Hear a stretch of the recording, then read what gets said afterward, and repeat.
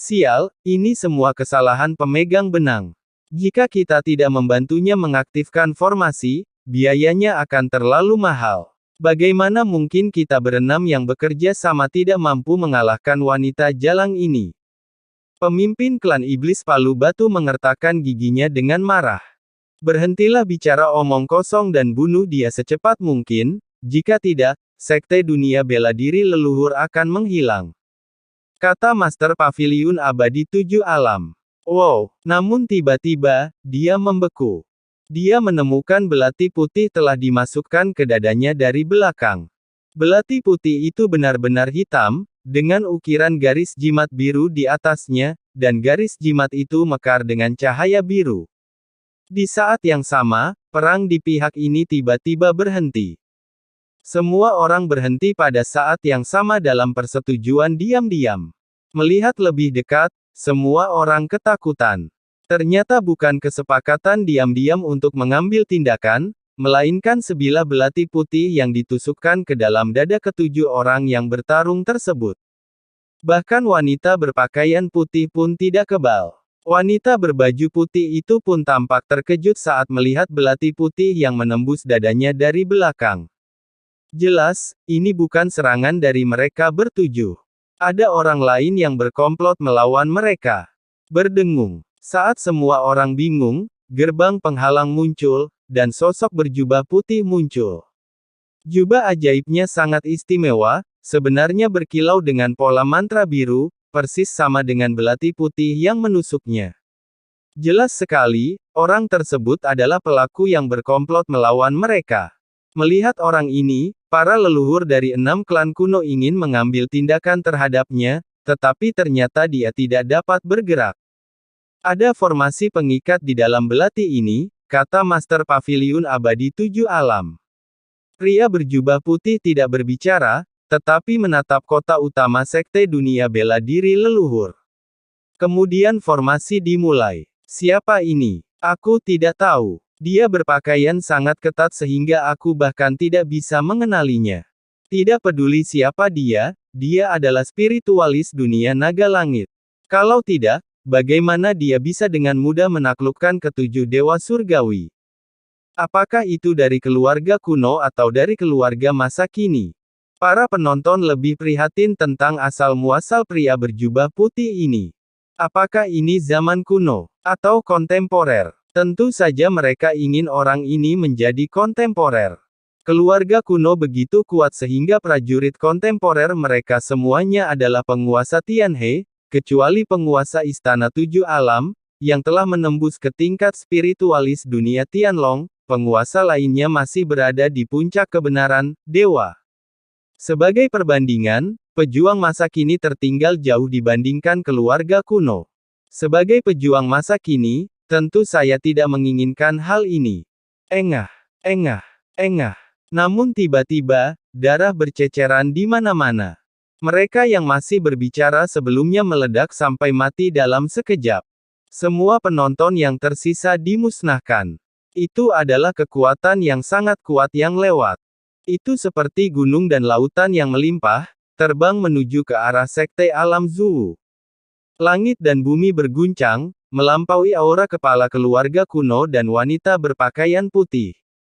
Sobat kecilku, sepertinya kamu sudah lama bersembunyi di kegelapan karena ingin mendapat manfaatnya. Tapi tahukah kamu kalau belalang sembah mengintai jangkrik, tapi Oriole mengikuti di belakang? Saat suara lama ini bergema, kekuatan semakin dekat, dan tak lama kemudian 6 sosok muncul. Ini adalah 6 tokoh yang sangat tua. Mereka sangat tua sehingga jumlah rambut di kepala ke-6 orang ini bahkan tidak sampai 100. Kulit di badan pun semakin keriput. Tapi mereka mengenakan pakaian 6 keluarga kuno. Yang mulia penatua tertinggi. Melihat 6 lelaki tua ini, 6 kepala keluarga kuno juga terkejut, tetapi mereka sangat gembira. Ibarat seorang anak melihat orang tuanya. Sulit membayangkan ekspresi ketergantungan seperti itu akan terlihat di wajah orang-orang sekuat dan berkuasa seperti mereka. Tapi yang jelas, bahkan mereka tidak tahu kalau tetua terkuat di klan mereka juga ada di sini. Aku akan memberikan benda kuno ini kepadamu hari ini. Tapi cepat atau lambat aku akan mengambil kembali barang-barang milik zaman kita. Suara pria berjubah putih itu sangat serak dan jelas sudah diproses. Saat dia berbicara, sebuah gerbang penghalang muncul, dan dia melangkah ke gerbang penghalang. Ingin pergi. Melihat ini, Penatua tertinggi dari Paviliun Abadi Tujuh Alam mengangkat tangannya dan membentuk formasi blokade besar dan menyebar ke segala arah. Langit berbintang terhalang dalam sekejap. Namun tak lama kemudian, alis pucatnya berkerut. Apakah kamu menangkapnya? Tanya Penatua tertinggi klan kerajaan Phoenix Darah. Tidak, dia memiliki harta teleportasi yang sangat kuat, kata Penatua tertinggi dari Paviliun Abadi Tujuh Alam. Tidak apa-apa, ada baiknya Sekte Alam Bela Diri Leluhur masih ada di sini. Setelah itu, 6 tetua tertinggi dari keluarga kuno terbang langsung menuju Sekte Alam Bela Diri Leluhur. Tapi mereka melewati Sekte Alam Bela Diri Leluhur. Itu bukan hal yang nyata, itu hanya bayangan. Bagaimana? 5 tetua tertinggi lainnya semuanya memandang ke arah tetua tertinggi dari Paviliun Abadi Tujuh Alam. Yang ini adalah yang terkuat dan mahir dalam seni pesona. Itu belum sepenuhnya muncul, kata Penatua tertinggi dari Paviliun Abadi Tujuh Alam. 6 orang dewasa, aku punya cara. Gunakan mataku untuk mengaktifkannya, dan itu akan muncul sepenuhnya. Pada saat ini, kata Master Xian yang terikat. Melihat ini, Penatua tertinggi dari Tujuh Alam Paviliun Abadi mendatangi Lord Tixian dan mengangkat formasi penyegelan pada Lord Tixian. Pada saat yang sama, Penatua tertinggi klan kerajaan Phoenix Darah melepaskan belati hitam dari 6 kepala keluarga kuno. Namun setelah dilepas, belati tersebut berubah menjadi formasi serangan dan meledak. Untungnya, Penatua tertinggi dari Tujuh Alam Paviliun Abadi menemukannya terlebih dahulu dan mengerahkan formasi pemblokiran untuk memblokir ledakan. Hati-hati. Jangan meremehkan para spiritualis dunia kontemporer. Kata Penatua tertinggi dari Paviliun Abadi Tujuh Alam kepada Penatua tertinggi klan kerajaan Phoenix Darah. Para spiritualis dunia kontemporer sungguh tercela. Penatua tertinggi keluarga kerajaan Phoenix Darah melirik ke arah Master Tirsian saat dia berbicara. Jelas sekali, dia juga tidak mempercayai pemegang benang. Tetapi pada saat ini, niat membunuh muncul, yaitu tetua tertinggi dari klan Iblis Palu Batu, yang ingin membunuh wanita berpakaian putih. Setelah melihat ini, Guru Tituan segera berbicara, Tuan, jangan bunuh mereka, jaga agar mereka tetap berguna dan dapat menghancurkan formasi.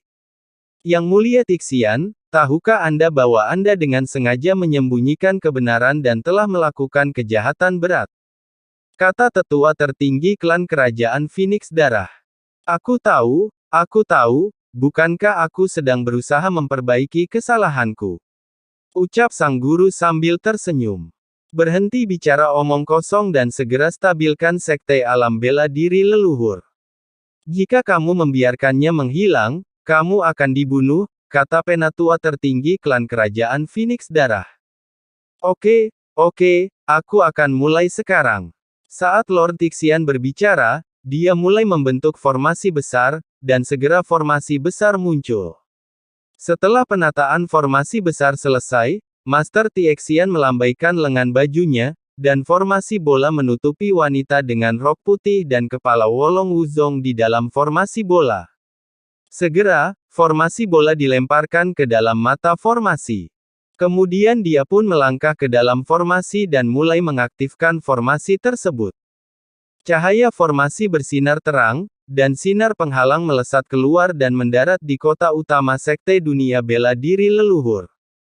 Bentuk ilusi kota utama alam bela diri leluhur memang sudah stabil dan tidak terus melemah. Namun di saat yang sama, semburan ratapan terdengar, itu adalah wanita berpakaian putih dan kepala Wolong Wuzong. Meskipun pemimpin Wolong Wuzong tidak bangun dan masih koma, dia tetap mengeluarkan ratapan yang menyakitkan. Segera, rambut hitam mereka berubah menjadi putih, dan nafas kehidupan mereka tampak hilang. Tidak lama kemudian, dia meninggal dunia sepenuhnya.